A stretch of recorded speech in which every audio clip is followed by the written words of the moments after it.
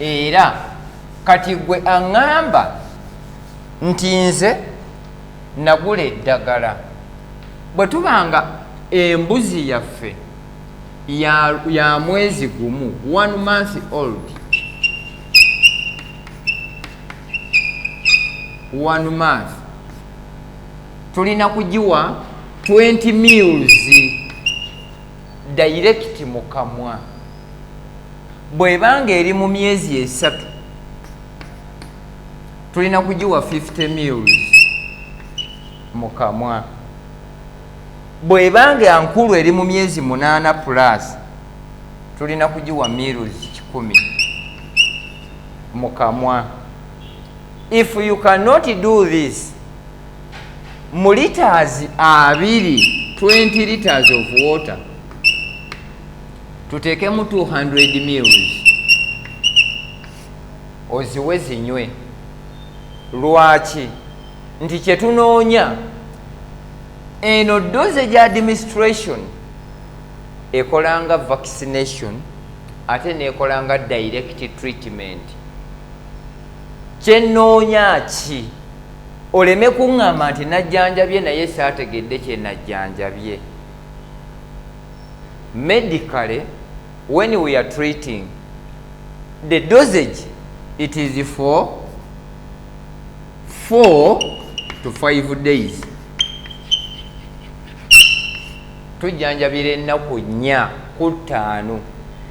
And if we are vaccinating, tukikola omulundi gumu. Mu mwezi, it is once in a month you will be vaccinating. And if we are treating, tuziweera ennaku 4 oba 5 in a week. Eno mpandiika ya kisawo.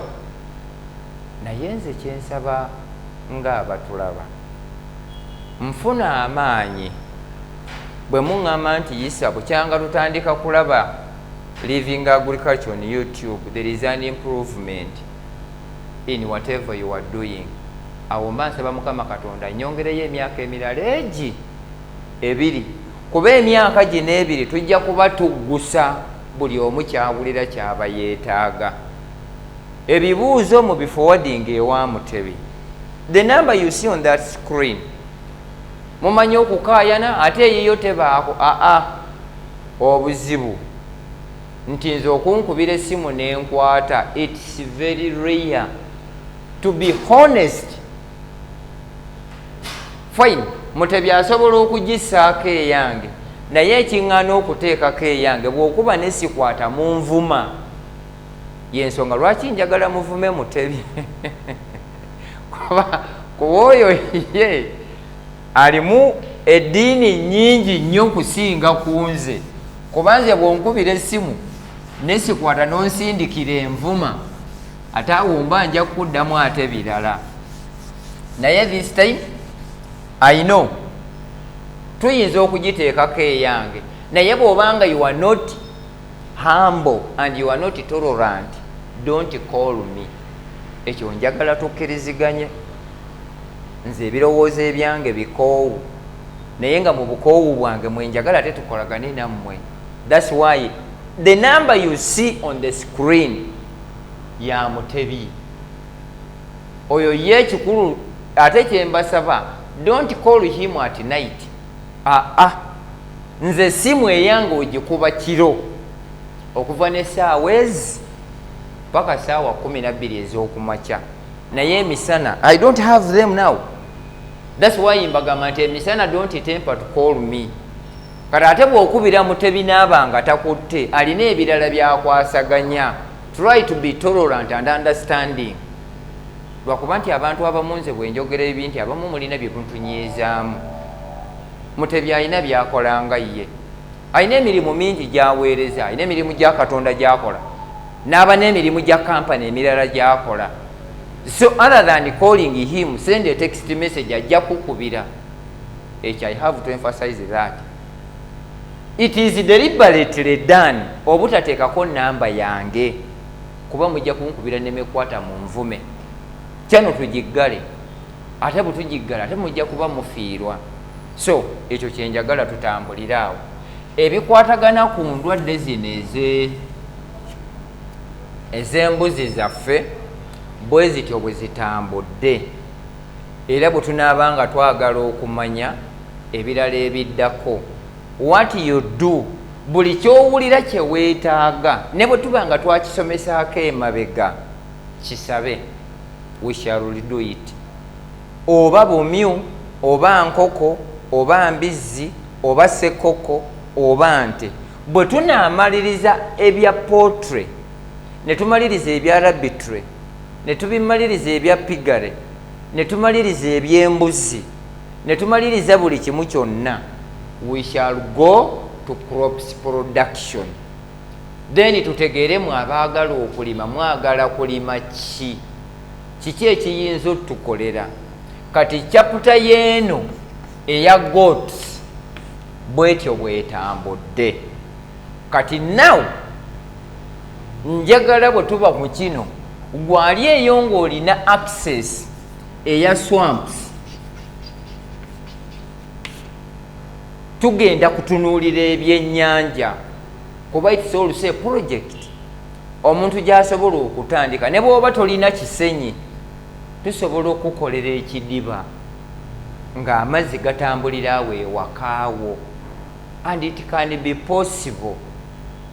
Tusobola okukola pondi nga tukozesezza ebiveera oba obutundubaali, provided nti amazzi gano gasatulatinga ne geetooloola ne gafuna oxygen munda.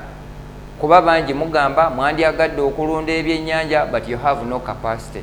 Gwe bw'oba oli eyo wonna w'oli ng'olinaanye olutobazi, let this go to the government. Entobazi zino gavumenti zeewa abantu okuyiwamu ettaka, nze ndowooza n'okuzigobamu abantu. This is my advice. Let's get competent people. Entobazi ezo tuziteekemu fish ponds. One, olutobazi lugenda sigala nga luli safe. Two, abantu bagenda kusigala nga it is their investment mu kifo ekyokugamba nti tugende tulwanagane n'ennyanja.